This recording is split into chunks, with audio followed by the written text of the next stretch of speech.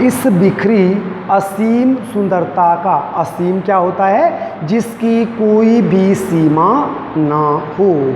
इस बिखरी असीम सुंदरता का मन पर यह प्रभाव पड़ा कि सभी सैलानी झूम झूम कर गाने लगे। सैलानी क्या होता है बच्चों? पर्यटक जो घूमने आते हैं, जो टूरिस्ट होते हैं, उन्हें सैलानी बोला जाता है। कि सभी सैलानी झूम झूम कर गाने लगे, सुहाना सफ़र और ये मौसम हसी।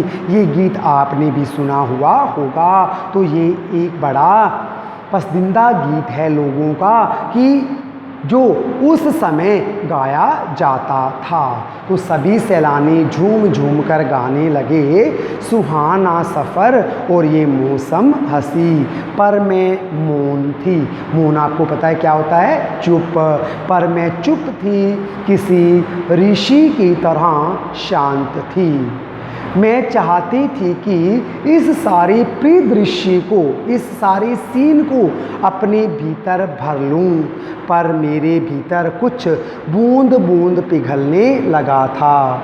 जीप की खिड़की से मुंडकी निकाल निकाल कर मैं कभी आसमान को छूते पर्वतों के शिखर देखती, तो कभी ऊपर से दूध की धार की तरह झरझर गिरते जल प्रपातों को। तो क्या बताया बच्चों लेखिका ने कि जीप की खिड़की से मुंडकी निकाल कर, मुंडकी क्या होता है? सिर। कि जीप की खिड़की से सिर निकाल कर कभी मैं आसमान को छूते पर्वतों के शिखर देखती, तो कभी ऊपर से दूध की धार की तरह झरझर गिरते झरनों को, तो कभी नीचे चिकने चिकने गुलाबी पत्थरों के बीच इठला इठला कर बहती चांदी की तरह कूंद मारती बनी ठनी तीस्ता नदी को।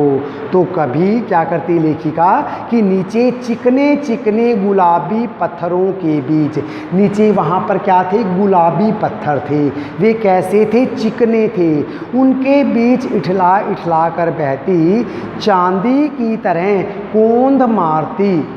कूंद क्या होता है? जिस प्रकार चांदी शाइन मारती है, इसी प्रकार जो चांदी की तरह कूंद मारती बनी ठनी तीस्ता नदी को लेखिका देखती। सिलीगुड़ी से ही हमारे साथ थी वह तीस्ता नदी। जब लेखिका सिलीगुड़ी पहुंची थी तो वहीं से लेखिका को बच्चों क्या दिखाई दी थी? तीस्ता नदी दिखाई दी थी। पर यहाँ उसका सौंदर्य पराकाष्ठा पर था। तो पराकाष्ठा पर होने से क्या अभिप्राय है? कि अपने चरम पर था, अपनी चरम सीमा पर था। जो तीस्ता नदी की जो सुंदरता थी वो यहाँ पर अपनी चरम सीमा पर थी, अपनी पराकाष्ठा पर थी। इतनी खूबसूरत नदी मैंने पहली बार देखी थी। कौन सी नदी बच्चों? तीस्ता नदी। मैं रोमांचित थी, पुलकित थी। अब लेखिका क्या कह रही है कि मैं प्रसन्न थी, चिड़ियों के पंखों की तरह मैं हल्की थी। मेरे नगपति, नगपति क्या है? पर्वतों का राजा। नगपति क्या होता है बच्चों? पर्वतों का राजा। मेरे नगपति, मेरे विशाल, मैंने हिमालय को सलामी देनी चाहिए कि तभी जीप एक जगह रुक गई। खूब ऊंचाई से पूरे वेग के साथ, वेग क्या होता है? पूरी तेजी के साथ, खूब ऊंचाई से पूरे वेग के साथ ऊपर शिखरों के भी शिखर से गिरता फेन उगलता हुआ झरना। फेन क्या होता है? झाग। झाग उगलता हुआ झरना। लेखिका ने क्या देखा कि खूब ऊंचाई से पूरी तेजी के साथ शिखरों के भी शिखर से, अर्थात चोटियों की भी चोटियों से गिरता हुआ फेन उगलता, झाग उगलता हुआ एक झरना। तो जो झरना बह रहा था उसमें पानी जैसे झाग की तरह दिखाई दे रहा था। इसका नाम था सेवन सिस्टर्स वाटरफॉल। फ्लैश चमकने लगे, अर्थात लोगों ने उसे कैमरे में बंद करना आरंभ कर दिया। उसका छाया चित्र लेना आरंभ कर दिया। सभी सैलानी इन खूबसूरत लम्हों की रंगत को कैमरे में कैद करने में मशगूल थे। जो सभी पर्यटक थे वो इसे कैमरे में बंद कर रहे थे। आदिम युग की किसी अभिशप्त राजकुमारी सी मैं भी नीचे बिखरे भारी भरकम पत्थरों पर बैठ झरने के संगीत के साथ आत्मा का संगीत सुनने लगी। थोड़ी देर बाद ही बहती जलधारा में पाँव डुबोया। तो जो वहाँ पर जलधारा बह रही थी, जलधारा क्या होता है? जल की धारा, संबंध तत्पुरुष समास। थोड़ी देर बाद ही बहती जलधारा में पाँव डुबोया तो भीतर तक मैं भीग गई। मन काव्य में हो उठा कि मन क्या किया कि कविता लिखनी आरंभ कर दे। सत्य व सौंदर्य को छूने लगा।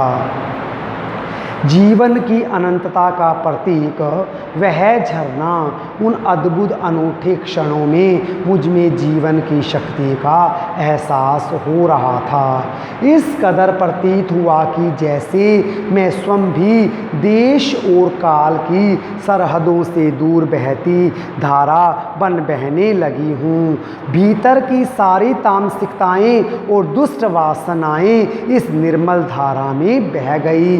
जो मेरे भीतर जितनी भी बुराइयां थी वे इस नदी के निर्मल जल में साफ पानी में बह गई। अब लेखिका को बच्चों ऐसा लगा था कि वहाँ पर जो साफ पानी बह रहा था उसमें लेखिका की सारी बुराइयां भी बह गई हैं। मन हुआ कि अनंत समय तक ऐसे ही बहती रहूं, सुनती रहूं इस झरने की पुकार को। पर जितेन मुझे ठेलने लगा। अब लेखिका क्या मन था कि मैं वहीं पर बैठी रहूं और उस झरने की पुकार को सुनती रहूं, लेकिन जितेन मुझे ठेलने लगा। बच्चों, जितेन लेखिका को क्यों ठेलने लगा? क्योंकि जितेन को तो ये था, वह तो एक पेशेवर था। कैसे था वो पेशेवर कि उसे तो लेखिका को दर्शनीय स्थल दिखाकर उससे उसका पारिश्रमिक लेना था।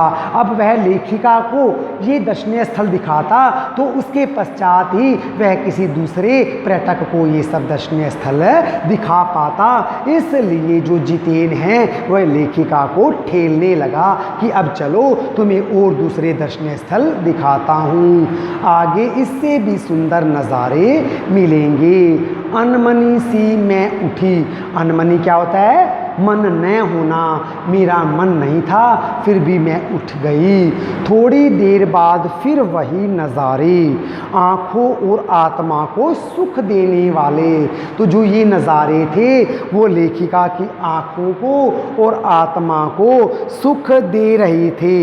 कहीं चटक हरे रंग का मोटा कालीन ओढ़े। चटक क्या होता है? गहरे गहरे हरे रंग का मोटा कालीन ओढ़े। तो कहीं हल्का पीला पन लिए तो कहीं पलस्तर उखड़ी दीवार की तरह पथरीला, और देखते ही देखते परिदृश्य से सब छू मंतर। तो क्या था? लेखिका को कहीं पर गहरे हरे रंग का मोटा कालीन ओढ़े, हल्का पीलापन लिए, कहीं प्लस्तर उखड़ी दीवार की तरह पथरीला, देखते ही देखते यह जो सारा दृश्य था वह छू मंतर हो गया, जैसे किसी ने जादू की छड़ी घुमा दी हो। अर्थात यह अब दिखाई नहीं दे रहा था। लेखिका जितेन के साथ आगे बढ़ गई थी। सब पर बादलों की मोटी चादर और सब कुछ बादल में। क्या हुआ? उन पर एक बादलों की मोटी चादर आ गई, अर्थात आसमान में बादल आ गए, सब कुछ बादल में हो गया।